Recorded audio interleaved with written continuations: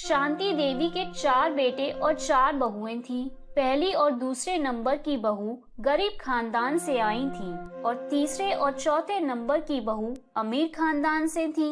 इसलिए शांति देवी अपनी छोटी बहू खुशबू और तीसरे नंबर की बहू अंजू पर ज्यादा ध्यान देती थी और हमेशा उनकी ही तारीफ करती थी। बाकी दोनों बहुओं जया और सुषमा की हमेशा बुराई करती थी, जबकि जया और सुषमा अंजू और खुशबू के मुकाबले ज्यादा अच्छे स्वभाव की थी। शांति देवी की चारों बहुएं गर्भवती थी और घर में आजकल इसी बात को लेकर चर्चा हो रही थी। ये लो अंजू बहू, खुशबू बहू, कहाँ हो? तुम दोनों इधर आओ जरा। अरे माँ जी, ये इतने सारे थैले और डब्बे, इनमें क्या ले आई आप? लगता है माँ जी तो पूरा बाजार ही खरीद लाई है। हाँ, है तो ऐसा ही कुछ। अब मेरी दोनों लाडली बहुएं गर्भवती हैं, सुंदर सुंदर बच्चों को जन्म देने वाली हैं, तो उनका ख्याल मैं नहीं रखूंगी तो कौन रखेगा? ये देखो सारा सामान, देसी घी के लड्डू, बादाम, काजू, किशमिश और सभी तरह के फल। और तुम दोनों को ये इमली वाली टॉफी बहुत पसंद है ना, तो मैं दुकान से ये भी खरीद लाई। अब रोजाना पेट भर कर खाया करो तुम दोनों। अपने खान पान का पूरा ध्यान रखना है तुम्हें। ठीक है माँ जी। वैसे मैंने जो आपको पैसे दिए थे वो सारे खर्च हो गए या फिर कुछ बचे हैं? मतलब ऐसे ही पूछ रही थी कि कहीं कम ना पड़े हो। अरे आपने तो पैसे खर्च ही नहीं करे, मैंने तो आपको दिए थे, फिर ये सामान आप कहाँ से ले आई? अरे ऐसी भी कंजूस सास नहीं हूँ मैं जो अपनी बहू के पैसों को खर्च करा दूँ। भले ही तुम रईस घर से आई हो, पर यहाँ भी मैं तुम्हें किसी चीज की कोई कमी नहीं होने दूंगी। ये सामान मैं अपने पैसों से लाई हूँ। वो तुम्हारे ससुर जी की पेंशन आती है ना हर महीने, तो वो मेरे पास ऐसे ही रखी रहती है। कभी पैसे खर्च करने का मौका ही नहीं मिला, अब मिला है तो भला पीछे कैसे रह सकती हूँ?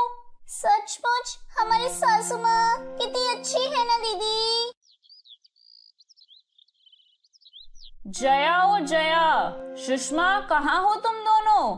कब से बैठी हूँ, एक गिलास पानी का भी नसीब नहीं हुआ। पहले ठंडा ठंडा पानी पिलाओ, फिर उसके बाद हम तीनों के लिए गर्मा गर्म चाय बना देना। माँ जी, ये पानी लीजिए, चाय सुषमा लेकर आ रही है। हाँ ठीक है, अब जाओ कि छाती पर ही खड़ी रहोगी। माँ जी, चाय लीजिए।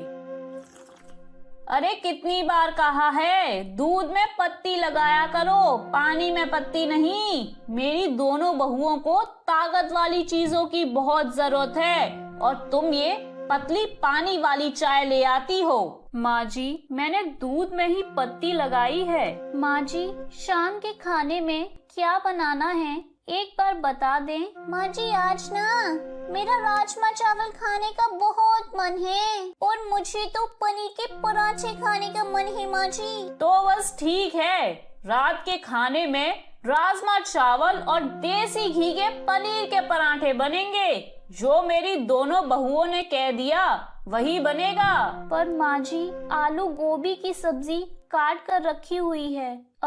सुषमा का आलू की सब्जी खाने का बहुत मन था। नहीं नहीं माँ जी, मुझे तो गोभी आलू की सब्जी बिल्कुल भी अच्छी नहीं लगती, मुझे तो पनीर के पराठे ही खाने हैं। अरे तो चिंता क्यों करती है अंजू बहू, जब तूने मना कर दिया तो आलू की सब्जी इस घर में नहीं बनेगी। जया, सुषमा, दोनों कान खोल कर सुन लो, आलू गोभी की कटी हुई सब्जी उठाकर कचरे में फेंक दो। सुषमा रोती हुई रसोई में चली जाती है। जया उसके पास जाती है और उसे समझाती है, सुषमा, माँ जी की बात का बुरा मत माना करो। तुम्हारा गोभी आलू की सब्जी खाने का मन है ना? जब खुशबू और अंजू सो जाएंगे और माँ जी सत्संग के लिए चली जाएंगी, तब मैं तुम्हारे लिए सब्जी बना दूंगी। जया भाभी, हमारे साथ ही ऐसा क्यों होता है? हम भी तो गर्भवती है ना। माँ जी हम दोनों का ख्याल क्यों नहीं रखती? मुझे पता है हम दोनों गरीब हैं, इसलिए ऐसा होता है ना।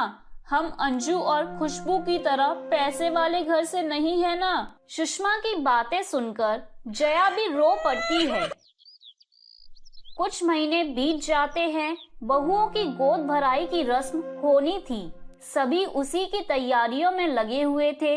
शांति देवी भी अंजू और खुशबू की गोद भराई के लिए ज्यादा उत्साहित थी। उन्होंने अंजू और खुशबू के लिए बढ़िया बढ़िया कपड़े और गहने मंगवा रखे थे, पर जया और सुषमा की तरफ शांति देवी का कोई ध्यान ही नहीं था। सभी लोग गेस्ट हाउस में जाने के लिए तैयारी कर रहे थे। तभी अंजू और खुशबू शांति देवी के पास आती हैं। वो ना भाभी, पहले आप बोलो। क्या हुआ अंजू बहू? बोलो क्या बात है? वैसे जल्दी चलो, फंक्शन के लिए देर हो रही है। सभी रिश्तेदार और मेहमान आ गए होंगे। माँ जी, वो मैं कह रही थी कि फंक्शन में आप ना ही आओ तो अच्छा होगा। हमारे लिए और हमारे होने वाले बच्चों के लिए शुभ रहेगा। वो मेरी मम्मी कह रही थी कि एक विधवा का साया एक गर्भवती सुहागन पर पड़ना अच्छा नहीं होता है। माँ जी, हमारे भले के लिए है। आप एक विधवा हो और आपका साया हमारे और हमारे होने वाले बच्चों पर पड़ेगा तो हमारे लिए शुभ नहीं होगा। इसलिए ना आप इस फंक्शन में ना ही आओ तो बेहतर है। आप आज ना हम दोनों से दूर ही रहना। हम नहीं चाहते कि हमारे होने वाले बच्चों की जान खतरे में हो। अंजू और खुशबू की बातों को सुनकर शांति देवी को एक झटका सा लगता है और उनकी आंखों से आंसू बहने लगते हैं। वो हिम्मत बांधकर दोनों को सिर हिलाते हुए मना कर देती हैं। चलो खुशबू भाभी, माँ जी हमारी बात को समझ गई। अरे वो बहुत समझदार है। अंजू और खुशबू फंक्शन में चली जाती हैं, पर कुछ देर बाद वो देखती हैं कि शांति देवी फंक्शन में आ गई हैं। माँ जी, हम आपको मना करके आए थे ना कि फंक्शन में मत आना आप। फिर आपने ऐसे बच्चों वाली हरकत क्यों की? आप नहीं चाहती कि हम और हमारे बच्चे सुरक्षित रहें? तभी जया और सुषमा आ जाती हैं। अंजू, मंजू, माँ जी को हम लाए हैं। माँ जी हमें और हमारे बच्चों को आशीर्वाद देंगी। हाँ अंजू, माँ जी का आशीर्वाद हमारे लिए भगवान के आशीर्वाद के समान है। वो भी तो माँ है, उन्होंने भी तो बच्चों को जन्म दिया है। वो भी हमारे होने वाले बच्चों की दादी बनेंगी, इसलिए हमें आशीर्वाद देने का सबसे पहला अधिकार माँ जी का ही है। चलिए माँ जी, हम दोनों बहुओं को अपना आशीर्वाद दीजिए।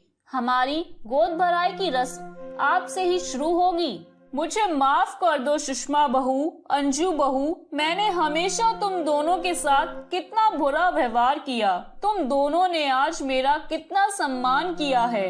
अंजू और खुशबू के लिए मैंने कितना कुछ नहीं किया, पर उन्होंने मेरी अच्छाई का क्या सिला दिया।